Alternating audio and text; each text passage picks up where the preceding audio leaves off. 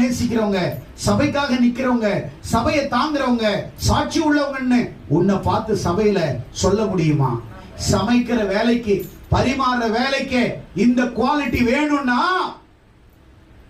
பல ஆத்துமாக்களை ஆதாயம் பண்ணி, ஜபம் பண்ணி, சபையில கொண்டு வந்து ஞானஸ்நானத்துக்குள்ளாக நடத்தி, அவங்க வாழ்க்கையில இருக்கிற வியாதிகள், நோய்கள், பிரச்சனைகளை மாற்றி, அதை எல்லாத்தையும் சரி பண்ணி, அவங்களை சபையில ஞானஸ்நானம் எடுத்து, சபையில அங்கத்தினராக்கி, அவர்களை பரிசுத்த ஆவிக்குள்ளாய் நடத்தி, பரலோகம் வரைக்கும் உங்களை கொண்டு போறதுக்கு எவ்வளவு பெரிய தகுதியை தேவன் நம்மிடத்தில் எதிர்பார்க்கிறார் என்பதை யோசித்து பாருங்க.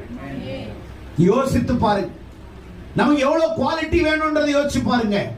பிரியமானவர்களே, 1ஆம் நூற்றாண்டு காலத்துல சபைகள் அப்படி இருந்தது.